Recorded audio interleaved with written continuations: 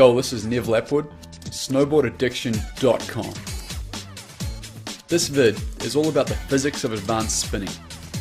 It's designed for you riders who want to spin 3s, 5s, 7s, and beyond. Before you get into this lesson, make sure you check out our Intro to Jumping, which will give you a solid foundation for getting air, and the 180s and 360s vids, which will introduce you to spinning. You should comfortably be able to do all 4 180s off small park jumps and 360s on side hits before applying the following techniques. There are 4 key aspects to spinning that I focus on when riding and coaching. The first key, which I consider to be the most important, is creating a platform to spin from. This explains how to use your edges to assist with spins. The second key is your setup, where and how to prepare. The third key is your release, which explains when and how to leave the lip of a jump.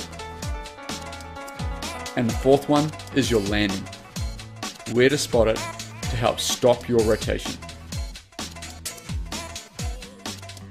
This vid explains these 4 aspects in detail to help you learn key techniques for advanced spins.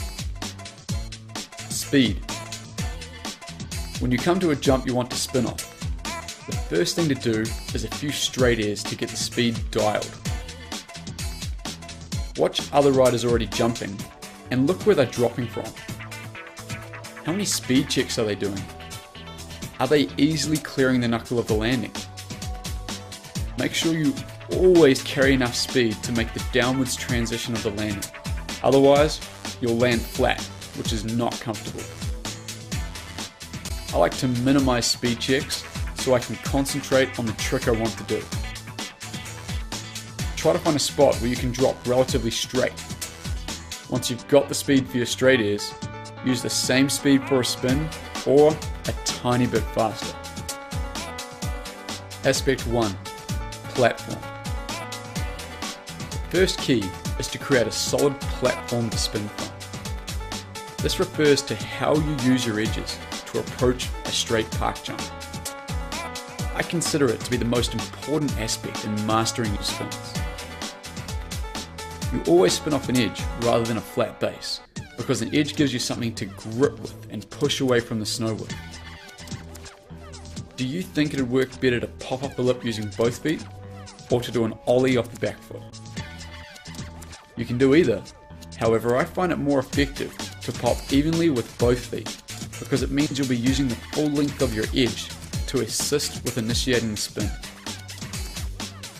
Popping from the center of your board also helps to keep you more balanced. Ollieing on any spin more than 360 takes away from my balance and platform, so I usually pop off both feet for spinning 3s, 5s, and 7s.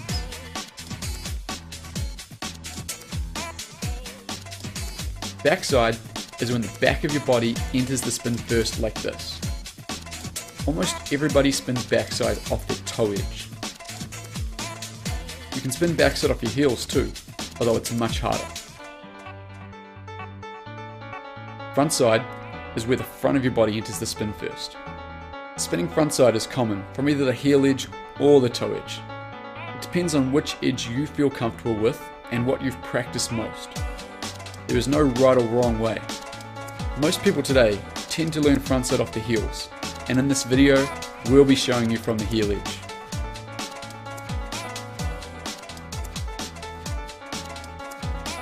This diagram will help explain how to create a platform. Here is the lip of the jump, and this is the landing. Here is the knuckle. Make sure you always have enough speed to easily clear the knuckle.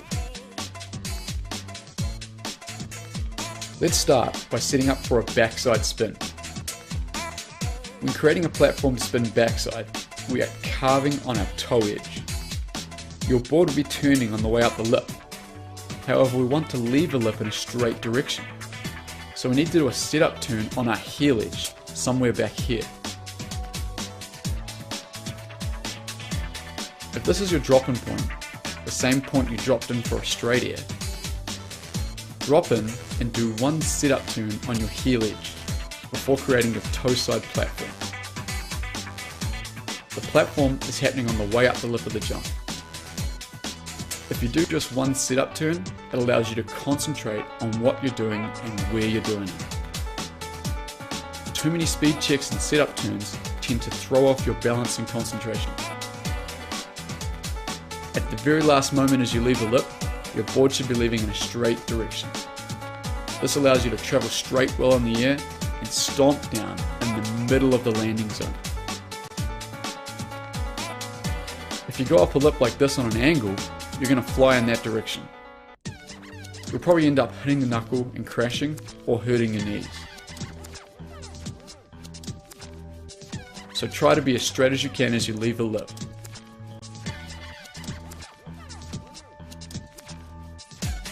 Notice how my line of entry is almost exactly the same for any backside spin.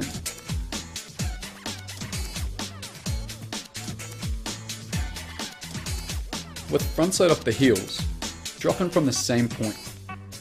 This time, do one toe side sit-up turn and transfer into a heel side platform on the way up the lip of the jump. Just as you leave the lip, your board should leave in a straight direction, which allows you to travel through the air straight to the middle of the landing.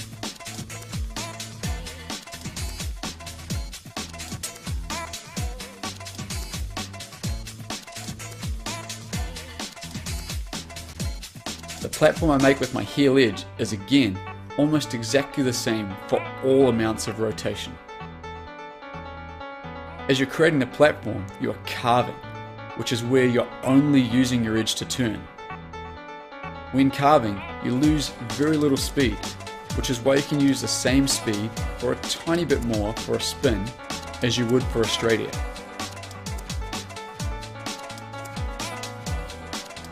Creating a solid platform is critical to spinning, and every good rider does it almost the same. That's why you'll often see this hourglass shape forming on the lip of big park jumps.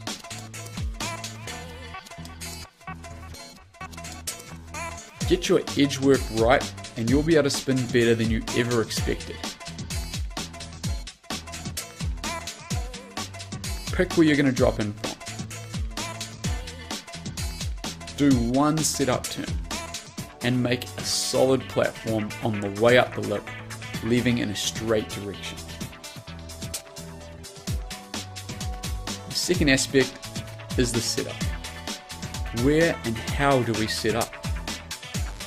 On this diagram, the line here is the point of flat ground between the downhill running and the uphill lip of the jump. This point of flat ground can be called the sit-up point. The sit-up point is an approximate location of where to be completing your sit-up turn and transferring onto the new edge to set your platform. For a frontside spin, you're finishing up that toe side sit-up carve and transferring onto your heel edge.